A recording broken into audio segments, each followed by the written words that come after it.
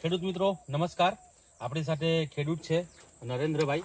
એમણે ગોમતી કાકડીનું વાવેતર કરેલું છે. ગયા વર્ષે પણ એમણે બનાવેલી હતી, તો એ આપણે થોડીક માહિતી આપશે ગોમતી કાકડી વિશે, કેવું છે એનું ઉત્પાદન, અને એમણે અહીં 2 જાતનું વાવેતર કરેલું છે અલગ અલગ કંપનીનું. તેમાં કઈ રીતે ગોમતી કાકડીનું પરફોર્મન્સ છે તે નરેન્દ્રભાઈ કહેશે. નરેન્દ્રભાઈ બોલશે. આ 2 વેરાયટી બનાવેલી, તેમાં ગઈ સાલ હું ગોમતી જ બનાવેલી હતી જે ખેતરમાં. તેનું ઉત્પાદન 6 મણ જેટલું થતું હતું. અને હાલે જે અન્ય વેરાયટી બનાવી ને એમાં 3 મણ જેટલું જ ઉત્પાદન મળ્યું. ત્યારે એટલે ગોમતીનું રિઝલ્ટ પાવરફુલ છે. અને એનું બીજી ખાસિયત શું દેખાય છે તમને ગોમતી? એ પેલી છે કાકડી છે તે ટૂંકી છે ને એ લીલાશ પડે છે. આજ થોડીક વ્હાઈટ આવે, પટ્ટાવાળી આવે, ને એની માર્કેટમાં બી ખૂબ જ માંગ છે. અને વજન કેવું છે આનું? વજન 200 થી 250 ગ્રામ જેટલું થાય. 150 થી 200 ગ્રામ 250 ગ્રામ સુધી આપણે તોડવી પડે એને. અને ખેડૂતોને શું તમે કહેવા માંગશો? આ બનાવવા જેવી વેરાયટી છે? બનાવવા જેવી વેરાયટી. મેં તમને કીધું કે 30 ગુંઠામાંથી મારી 2 લાખની કાકડી તૈયાર થયેલી. અને હમણાં આ કયો વારો તમે? આજે 8મો વારો છે. આજે અત્યાર લગીનમાં કેટલા રૂપિયાની આવક થઈ ગઈ? 40,000ની થઈ ગઈ છે. 40,000ની આવક થઈ ગઈ છે. તો ખેડૂત મિત્રો, ખૂબ જ સારું એવું રિઝલ્ટ ગોમતી કાકડીનું. કેના સીડ્સની હાઇબ્રિડ ગોમતી કાકડી નરેન્દ્રભાઈએ બનાવેલી છે. ગયા વર્ષે પણ એમણે બનાવેલી 2 લાખ રૂપિયાની કાકડી થયેલી 30 ગુંઠામાં. અને આજે 8મો વારો થઈ ગયો છે. 40-50 હજાર જેટલી ઇન્કમ એમની થઈ ગઈ છે. અહીં 2 જાતનું વાવેતર કરેલું છે. એક અન્ય કંપનીની કાકડી છે, એના સરખામણીએ ગોમતી કાકડીનું રિઝલ્ટ બમણું છે એવું કહી શકાય. બરાબર. બીજું તમે ખેડૂતોને શું કહેવા માંગો? જો બીજા પાક બનાવવા કરતાં એ એકદમ ટૂંકા સમયમાં 40 દિવસમાં કાકડી લાગે ને આપણને 40 થી 50 દિવસ જ કાકડી ચાલવાનું. એટલે વર્ષમાં 3 આટા આપણે કાકડી બનાવીએ તો બી એનું સારું હોય. તો ખૂબ જ સારું એવું પરફોર્મન્સ ગોમતી કાકડી.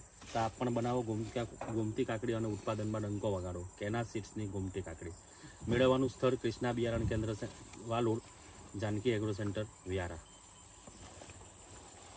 આ કાકડીના ખેતરમાં આપણે આવી ગયા છે. ગોમતી કાકડી એમણે અલગ પદ્ધતિથી બનાવેલી છે કાકડી, ડ્રીપની અંદર, ને સાથે ગલગોટાનું પણ વાવેતર કરેલું છે. નરેન્દ્રભાઈ, જરાક ખેડૂતને માહિતી આપજો ને, તમે ગલગોટા અને કાકડી કઈ રીતે રોપી છે? આ તો પહેલાં છે ને ગલગોટા રોપી. કાકડી ને ગલગોટા એક જ દિવસ રોપાઈ ગયેલા. પછી એને આમાં શું છે, જ્યારે ઉનાળે આ જ જમીનમાં ઉતી એટલે જંતુ વધારે પડી ગયેલા. જે નાના ગુબીડી આવે ને, ગુબીડી પછી લારિયા આવે એટલે ગલગોટાને ખાઈ જતું હતું. એટલે મેં એને ગલગોટાને ને કાકડીને જ્યારે મોટી થઈ એટલે ડ્રિન્ચિંગ આપ્યું પહેલાં. એ છે તે 12 સેટનું ડ્રિન્ચિંગ અને ફોંગીસાઇડ એ બંને આપ્યું. થોડુંક 19 એ 50-50 ગ્રામ એક પંપમાં નાખીને આપેલું. પછી એને છે ને તો રિંગ કરીને ખાતર ડાય એ આપીને થોડુંક પુરાણ કર્યું ગલગોટા અને કાકડીને બંનેને. પછી જ્યારે હું છું ને, જ્યારે 4-5 દિવસે ખાતર આપું ને, હવે એનું ઉત્પાદન એવું થાય કે 2-4 દિવસમાં તો 1 ટન જેટલું નીકળી આવે. એટલે એને ખાતર જરૂર જ પડે.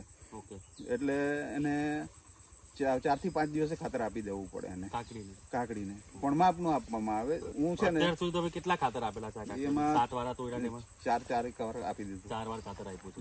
એટલે જ્યારથી નાના હતા ત્યારથી, એટલે 4 વાર જ્યાંથી તોડવાનું ચાલુ કર્યું 2 વખત અપાઈ ગયેલું છે. તમે આ ગલગોટા અને કાકડી 2 ભેગી કરે એનું શું રીઝનમાં એવું છે કે આ ગલગોટા પર જે કાકડી ઉપર ચડી ને એટલે મારી આ ખેતર આખા ભરાઈ ગયેલા. જ્યારે લાસ્ટ સમય વરસાદ આવેલો તે દિવસે આ કાકડીને આખી બચાવી દીધી અને ગલગોટાએ અંદર પાક તરીકે લીધું. પેલી બાજુ એક અન્ય કંપનીની કાકડી બનાવી છે, તે સંપૂર્ણ કાકડી જ છે. ના, તેમાં ગલગોટા બી છે. તેમાં બી ગલગોટા. એ કેટલું બનાવેલું છે તમે? અન્ય એ તો 5 ગુંઠા છે. 5 ગુંઠા. મતલબ 1 ગુંઠામાંથી 1 મણ કાકડી નીકળે.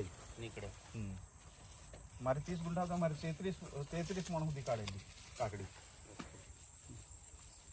ને જો આપણે ટ્રીટમેન્ટ કરીએ ને તો જ 40 દિવસે, પછી ટ્રીટમેન્ટ નહીં કરીએ તો નહીં ચાલે. અને એમાં ખાતરની મોંઘું ખાતર લેવાની જરૂર નથી. ખેડૂત મિત્રોને તમે મોંઘું ખાતર લેવાની જરૂર નથી. મેં જ્યારે ડાય આપેલી, જ્યારે મલ્ચિંગ હતું ત્યારે ખાલી જરા નાખી આપેલું ડાય. પછી 3 ગુણ ખાતર લીધું. એક યુરિયા, સલ્ફેટ ને પોટાશ. એ 3 ગુણ 2 લાખની કાકડી થયેલી પણ પૂરી નહીં થયેલી. 3 ગુણ જ લીધેલી. 3 ગુણ પૂરી નહીં થયેલી. ઓકે ને તેમાં ખાલી હું નાખતો ઓગણીનું 1 કિલોનું પેકેટ એક નાખી દેતો જ્યારે ખાતર આપતો ત્યારે, હા ને 12 હા એક કિલો નાખી દેતો. એટલે યુરિયા સલ્ફેટ ને પોટાશ એક ગુણ લાવેલા તમે. હા, એક તે કાકડી પૂરી થઈ પણ તે એ પૂરું પૂરું નહીં થયેલું ને ખાલી 19 અને 12 નો સ્પ્રે તમે કેટલા દિવસે મારતા સ્પ્રે ટ્રીપમાં જ આપી દેતો.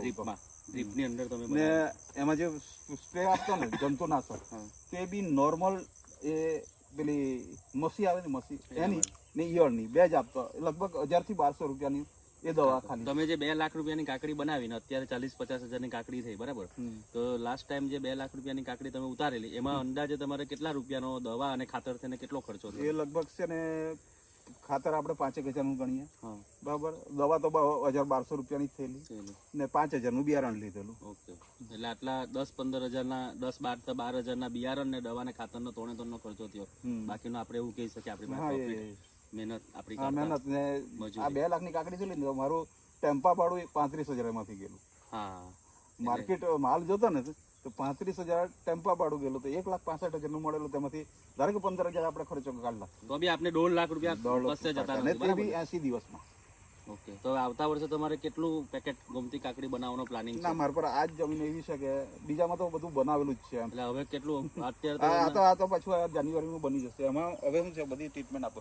આ પાડ્યું ગઈ સપ્ટેમ્બરનું ખેંચાયેલું ને એ જ પાડ્યું છે. હવે એને ખેડવાની બી જરૂર, એટલે આ વખતે આ પતે એટલે બધું આ ફેરી તમે મંડપની અંદર આ મંડપની અંદર બનાવો. ઓકે, તો ખેડૂત મિત્રો આ છે નરેન્દ્રભાઈ, એમણે કળૈયા ગામ અને કયો જિલ્લો લાગે આપણે? મહુવા તાલુકો. મહુવા તાલુકો કળૈયા ગામ છે, સુરત જિલ્લો. સુરત જિલ્લો. અને ગોમતી કાકડીની છેલ્લા 2 વર્ષથી ખેતી કરે છે. એમણે વિગતવાર માહિતી આપી આપને. 2 લાખ રૂપિયાની કાકડી બનાવી, 2 લાખ રૂપિયાની કાકડી એમણે કાઢેલી લાસ્ટ ટાઈમ બી, ને અત્યારે બી 7મો વારો થઈ ગયો છે. 40-50 હજાર રૂપિયા જેટલા એમણે કમાઈ લીધા છે. અને લાસ્ટ ટાઈમ એમણે 50,000નો ખર્ચો કાઢતા 1.5 લાખ રૂપિયાની એમને નેટ પ્રોફિટ મળેલો હતો ગોમતી કાકડી કેના સીડ્સની. કાકડી બનાવો તો ડ્રીપ મલ્ચિંગની ખાસ જરૂર, એને ડેલી પાણી જોઈએ. ઓકે, તો જો તમે પછી એમ જ બનાવો, છૂટો બનાવો તો એમાં ફાયદો નથી. ડ્રીપ મલ્ચિંગ બનાવવું જ પડે. ડ્રીપ અને મલ્ચિંગની અંદર જો તમે કાકડી બનાવો છો તો તમને બેસ્ટ રિઝલ્ટ મળે છે. એ પણ જોવા જેવું છે. ઓય જરા